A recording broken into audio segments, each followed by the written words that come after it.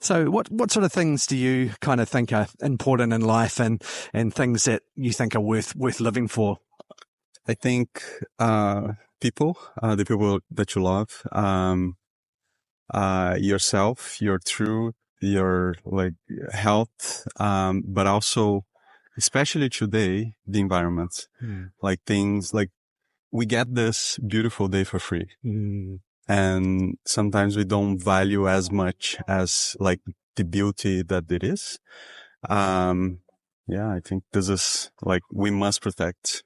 Yeah, that beautiful thing that we have here. Yeah. Oh, it is. It's absolutely stunning. It's stunning. And I agree. We take for granted sometimes. You go to a place that hasn't been sort of polluted, or you go somewhere that's just beautiful, and you do just take it for granted. And it's not till you maybe go somewhere and you realize that there's issues or problems through human interaction that you go, oh, hang on a minute. We need to actually think about this a little bit. Yeah. So to summarize, and you can add to this if you like, but so it sounds like you're saying like people are really important, that we need to value people and, care for them. Their individualities, their freedom, their expressions, the way, like, the love that we have for them, people that we love, we need to care for them. Like, those are the people that I love are the most important things in my life, certainly. And also, the environment, which is like, it's stunning. It's stunning. Yeah. Oh, that's so good. Yeah. So no, I'd certainly agree. It's, people loving, caring for the people that we love, and for anyone really to care for them and looking after this beautiful world that we've got. Fully agree. And, so just switching to maybe a slightly more spiritual question. Do you have any kind of belief in any kind of afterlife, or any sort of kind of God, or any spiritual sort of belief at all? Not in the usual sense, I would say. I do believe in people, and like it's such a individual thing, spirituality. I do like to approach it with a positivity in mind, like that people are always trying to do their best. But I don't really connect with a spiritual God or any like overarching, thing like religion, or I don't know. But yeah, I think people's individuality should be valued, and the way that they imagine they should express themselves is what I believe. Yeah. Yeah, no, that's awesome. Yeah, no, that definitely makes sense. No, that's great. Do you mind if I just really briefly share with you what Jesus kind of said the most valuable things in life are, and then just maybe get your thoughts on that? And definitely don't want to make you feel uncomfortable. It's not a hard sell or anything, but Jesus, he essentially claimed to be God. God who had come down to earth, and he said that the most important things in life are to love the Lord your God with all your heart, with all your mind, with all your soul, with all your strength. And then the second most important thing is to love your neighbor as yourself, which is part of what you've already said, that care for others. And Jesus said that that God so loved the world that he gave his only son Jesus, that he would come and die on the cross to pay for our sin, for the things that we've done wrong. And that if we come to him, and realize that he is actually God, that there is a God who exists, and that Jesus is himself God, that we can, come to him. And if we're willing to turn away from the things that he says are wrong, and turn to him, which basically means to have him as our forgiver, but also our King, our Lord, then we can come into a relationship with God that lasts not only for this life, but also for the life to come. And Jesus also said, I guess he came with that invitation of love for everyone. He was very caring and concerned about people who were rejected and put to the outer of society.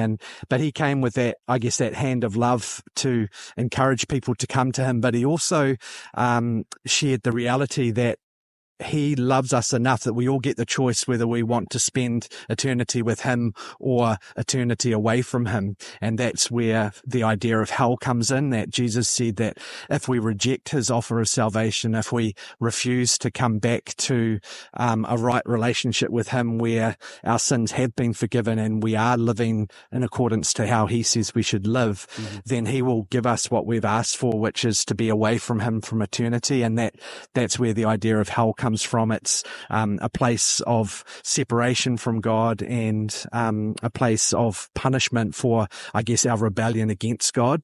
And I think, like, for me, I guess everyone's different, but when I look at a beautiful day like today, I look at it and I just look at it like an amazing piece of art, like the most beautiful art I've ever seen.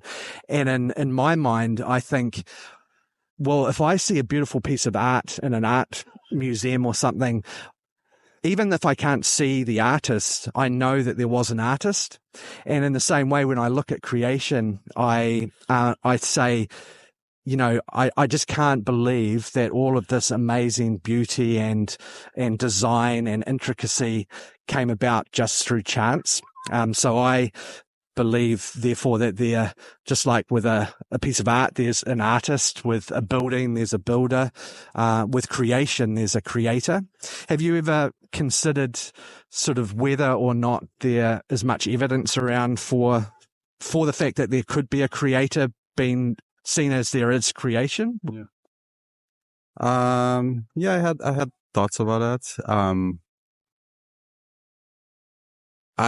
I think the arguments that there are for the existence or non-existence of a creator are the same. They're basically based on faith and individual, beliefs. So we can spend here the whole day trying to argue, it is by design, it is not. I prefer to think it is not. Simply because it's such a splendid thing if it is not. It's even like, it gives me even more willingness to try to protect this, because it's so like, it's so specific, so like, it's the chances of happening are such small. And then if you think, oh, there's a creator, and then there must be like other places similar to this. So it's, maybe it's not worthwhile to protect so much, because we have afterlife, we have all this, and then it doesn't matter. But I do think, since you mentioned, the notions of heaven and hell, I do think they are here now. We can live in a paradise and as well in a hell.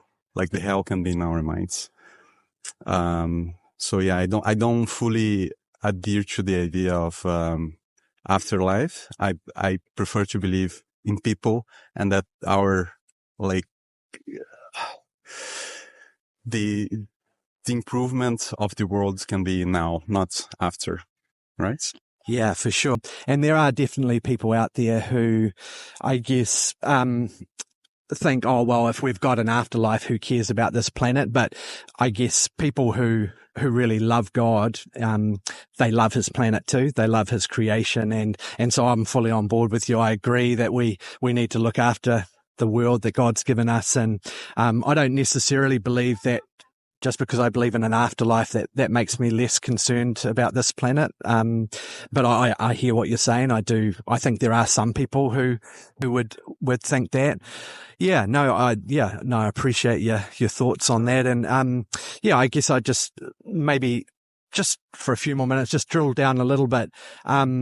So you would say that when you die, that's it, kind of just lights out? Yes. Yeah. So that's it. Just the one life. Do you think and again, like you say, I agree with you that both atheistic views and Christian views, they're both on faith. So I think that's a good statement to make, because I think some atheists think, oh, it's all about the science and we've got proof for this. When you look at the proof, it is always a step of faith. You have to believe that something happened way back where you can't see. And so, yes, it's whether you follow the biblical worldview or an atheistic worldview or whatever view it is, to some degree, it is a step of faith to make your beliefs. I guess for me, I just see how intricate everything is, and I can't think of anything in life. Like, for example, if my car that's just parked over in the car park, if I took you over to that car and I said, this car, one day there was this big storm and massive kind of earthquake, and suddenly this car just came into being. All of the intricate parts of the fuel lines and the engine and the seats and the seat belt and the window wipers, it all just came into being through sheer chance. Like, would you look at me like I was a little bit crazy in that sense? I guess the point I'm trying to make is, I understand that everyone has their own worldview, but I guess I don't get the idea, because everything I know that is created had a designer and a creator. Like, I don't know of anything in the physical world that didn't have a designer or a creator. And so I find it hard to believe that there wasn't a creator behind something as intricate as the world. You think of the human body. The eye is an incredible design, the way it works, the way our body works. There's just so much design involved in that. I'm just wondering, can you think of another example of a thing in life, that doesn't have a designer? Yeah, it's called evolution. Yeah. We came to be from cells, developed out of, proteins, and thousands and thousands and thousands of millions of years. There you are. Yeah. With all your body functioning, the things that you need for the life that you have. You see that other animals, if we compare ourselves to other animals, we might not have their advantages, like a dog that will have an extreme sense of smell. We don't have that. And why is that? Basically because they evolved to use their senses in other way.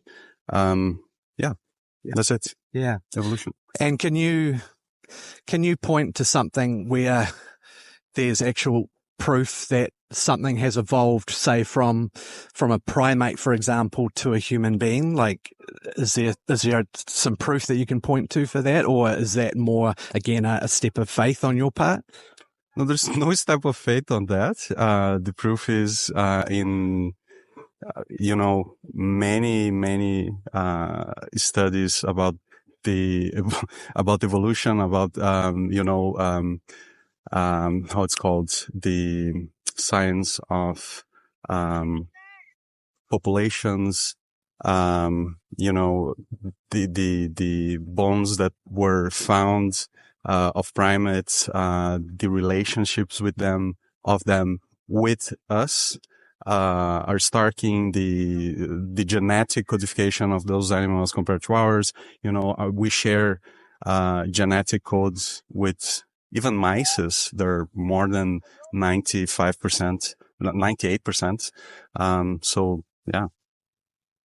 Yeah. So do you think it's possible that if there is a God who created everything, that he may have used some of the same genes and processes to create all of his created things, like whether it be humans or, like, I guess I don't know of any actual evidence that clearly shows that a primate has ever evolved into a human. It's very much a theory. There is, like, unless you've got a specific, do you have a specific example?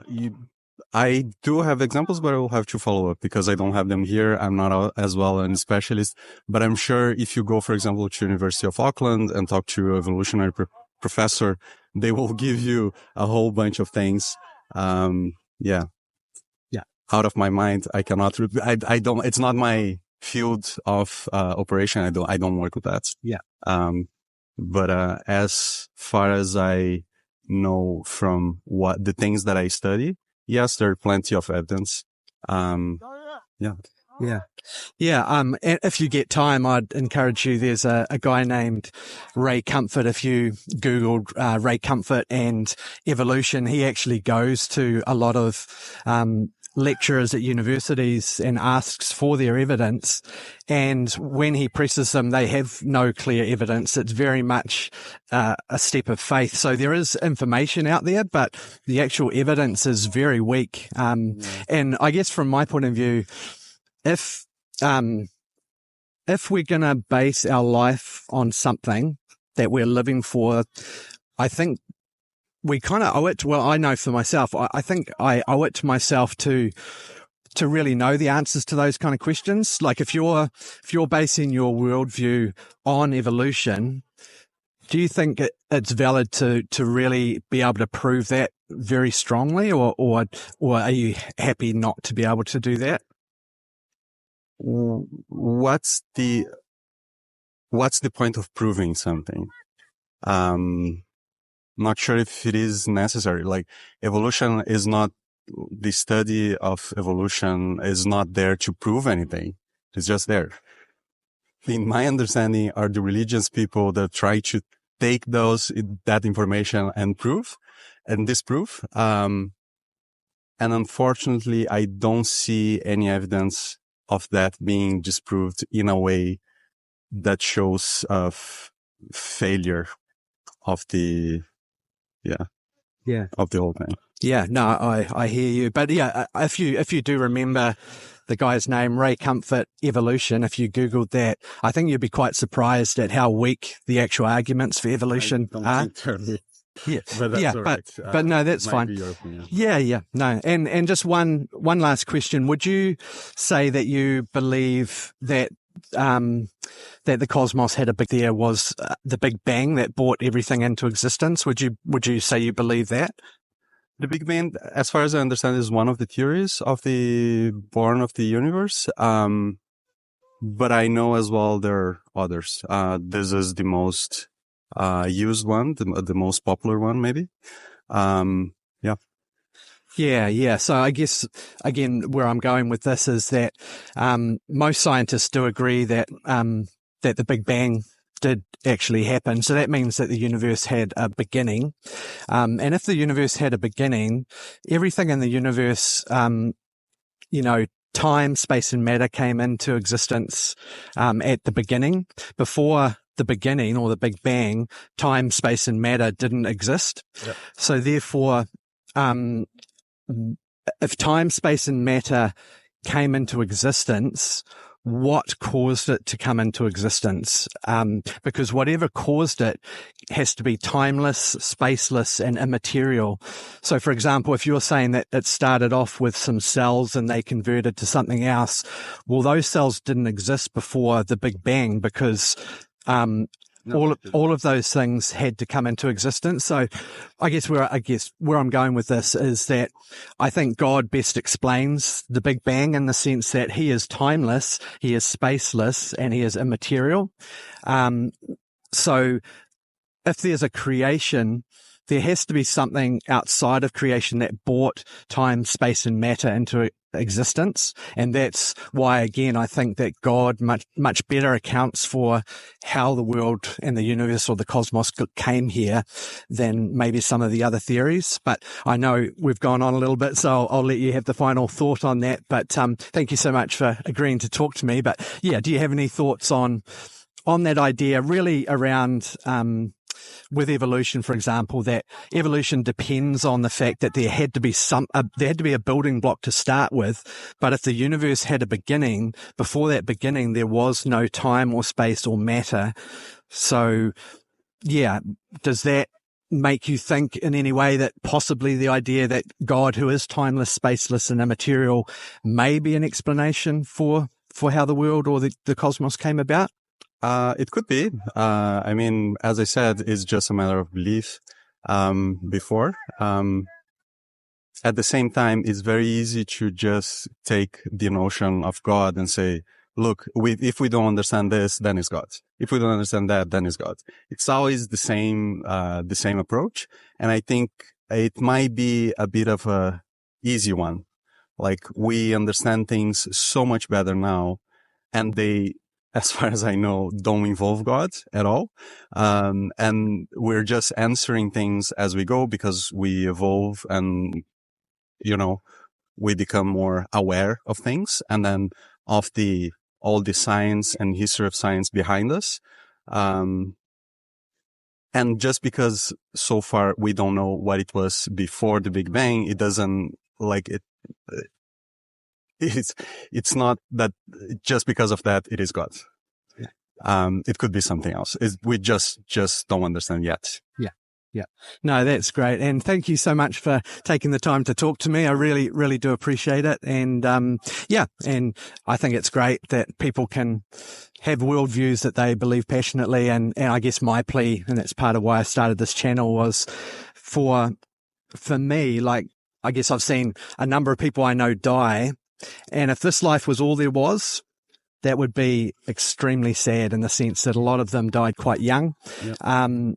So, because I went for a real search and I said, I want to know what's true. I want to live for what's true. And so I guess finish by encouraging you that faith in Jesus is not like a cop out or something that doesn't have a lot of evidence. I think the more I dig, the more evidence proves to me, and some people would say that's confirmation bias, but I am the kind of person who's quite careful to think through these sort of things. And the evidence for example, for Jesus living, rising from the dead, all of those sort of things, the more you dig, the more you go, hang on, there is actually a lot of strong evidence for this. So anyway, that's my worldview and where I'm coming from, but I really appreciate hearing yours and having this discussion. All right. Thank you so much. Have a nice day. You too.